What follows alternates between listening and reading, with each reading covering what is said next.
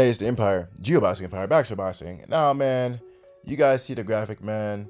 Uh, it has Dmitry Bivol, uh, size compared to all the fighters at 168, man.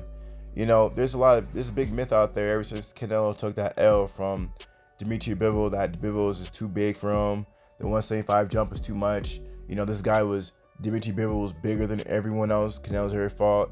Taller than everyone else he ever fought. It had more reach than anyone that Canelo's ever fought. And you guys see the graphic right here. It has Dmitry Bivol only 6 feet with 72 reach advantage.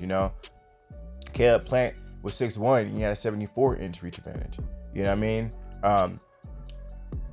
You guys see the pictures.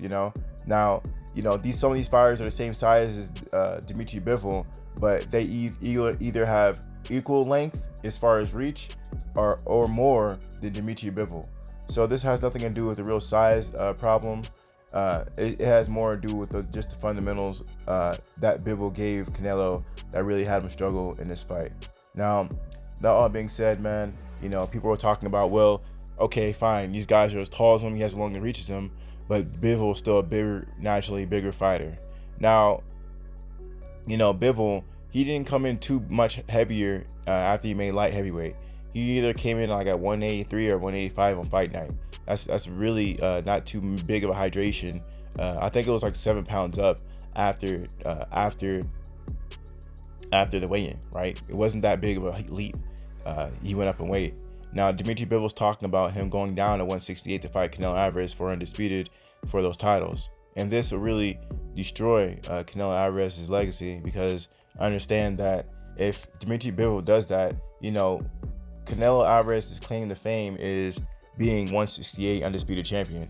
But if you have a Dmitry Bivol go down in weight and beat him, they can no longer use a size advantage as a reason why Canelo Alvarez lost. Because understand this, Dmitry Bivol, why he's a champion at 175, if he goes down to 168, that's not his best weight.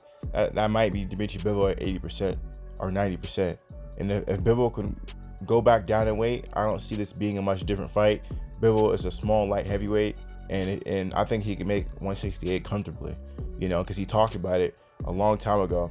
I remember someone pulled out of the fight, or something weird was happening with the fight with Billy Dos Santos, or in the beginning when they're talking about it was a problem with the ring size, right? And Dmitry Bivol said, "I'll come down to 168 and fight you." He was just throwing it out there like he can just do it. So that being said, man, Dmitry Bivol, there's no doubt about it that he knows he can walk around with these smaller weights. He just doesn't, because he might miss a mil or two to make 175 comfortably. So that being said, man, if Bivol goes down to 168 and beats Canelo Alvarez, Canelo Alvarez's claim to fame being undisputed, it will look really bad. There's a reason why Josh Taylor's pound for pound ranking is always fluctuating. After that Jack Catterall fight and Josh Taylor became undisputed at 140, Jack Catterall was not on anyone's radar. But the fact that Catterall beat Josh Taylor in many people's eyes, even though he didn't get the nod or had such a competitive fight, it made people think that maybe Josh Taylor is overrated. That same thing happened to Canelo Alvarez, but he actually took the L at a higher weight. But if Bivol goes back down to 168 and does it at 168, there's no doubt in anyone's mind that Bivol is the better fighter, because like I said earlier, you guys seen the graphic, a lot of those fighters are 168 fighters, and they are bigger or as big as Bivol. And if he can make that weight, you're talking about a drained 175 fighter. You're not talking about a top in shape 168 fighter who's been fighting there a majority of their career, if not all of their career. All those fighters, like a Caleb Plant, like a Billy, have been fighting there the whole career. So they're naturally comfortable with that weight. That's their 100%. Bivol, that's not his 100%. So if he can go down to 168 and beat Canelo Alvarez, it'll make Canelo Alvarez undisputed look like a farce. It'll look like a farce. That being said, there's bigger, stronger fighters. Believe it or not, I still think that who knows? I mean, is a Mexican fighter, the nightmare Mexican fighter, bigger and stronger at 168? Who am I talking about? Well, I'm talking about Dave Benavidez. I'm talking about that guy. You know, is he stronger and bigger than Dmitry Bivol if he went up to 168 or 175? You know, people aren't talking about that. You know, if Canelo Alvarez is having a size problem at 175, well, you know, understand that you're talking about small 175 fighters. But what happens when you're fighting big 168 fighters like Dave Benavidez? I understand Dave Benavidez had weight problems before, where he was so big for a division, he got stripped of his title because he was too big for a division.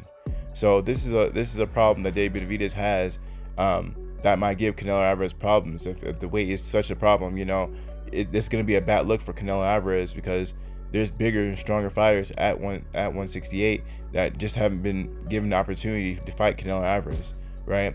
You know, what's the point of becoming undisputed if you're going to be losing at the same weight you became undisputed in? It looks really bad, and Canelo Alvarez is stuck in a rock in a hard place, because he can't go to 175, because while he lost to Dmitry Bivol, we don't know if he's the best at 175 yet. You know, Dmitry Bivol still has to fight Artur Beterbiev if he gets past Joe Smith Jr. for undisputed.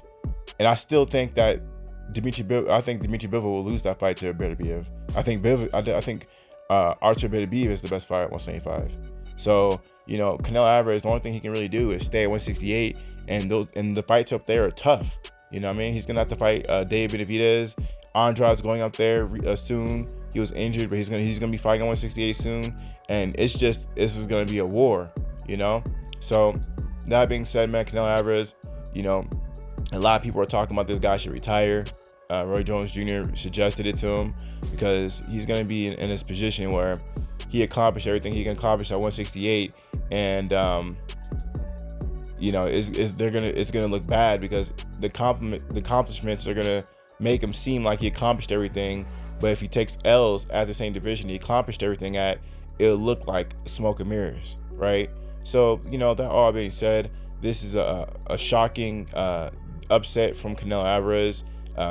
He said that, you know, there was no excuses after the fight, post-fight interview in the ring. But as soon as the press conference happened, Canelo Alvarez is saying that, you know, he thought he won that fight. He still haven't came to grips with his loss. So, you know, this is just a turn of events. And why people are going so hard on Canelo Alvarez is because Canelo Alvarez, he was talking about, oh, you know, when I fought Floyd Mayweather, I wasn't in my prime. I was weight drained.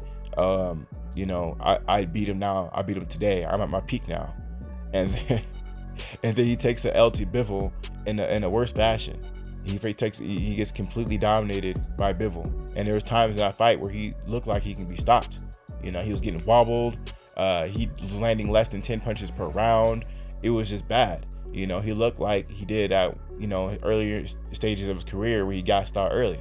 You know, he reverted. You know, and usually fighters will get better as time goes on, but Canelo Alvarez did not look good at 175. Will he look better at 168, man? Time will tell. But, you know, the way it looked at 175, man, you know, 168 Canelo Alvarez, he doesn't fight too much different from 175 in my opinion. You know, the reason why Canelo Alvarez was able to walk all these big fighters down is because these fighters were scared to commit with a jab because they're afraid of being countered by Canelo Alvarez. Bivol was not scared. He was moving.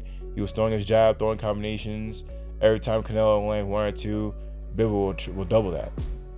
You know, with an extra, you know, chicken leg just to you know, finish it, top it off. You know, Canelo Alvarez will hit Bivol with 2 shots. Bivol will come with a 3-piece or 4-piece. You know, so that was really good from Bivol, taking the momentum out of Canelo Alvarez every time he did anything to come back, but to come back with basically double his output. So we're gonna see how this whole thing plays out with Canelo Alvarez. Will he take the rematch? I think Canelo Alvarez needs to take the rematch, man. It's gonna look really bad if he goes 168 because there's really nothing for him to do up there. You know, he's talking about how everyone needs to fight each other. Well, now you took a L, and now you can't really get any cupcakes. No one's gonna want to see you fight a bum, because we want to see you fight the best. Now that we knew you fight someone decent and took a L, you have to maintain that now. So we're gonna see how this whole thing plays out, man. But you know, it was wild. I should have seen this upset coming because, you know, the Zone was talking about how they wanted Canelo Alvarez to fight Dmitry Bivol twice. You right? They're talking about that earlier. They wanted him to fight him twice and then Triple G. So we're gonna see how this whole thing plays out. But let me know how you guys feel about it though. Like, comment, subscribe. This is the Empire. Geobox Empire. Peace.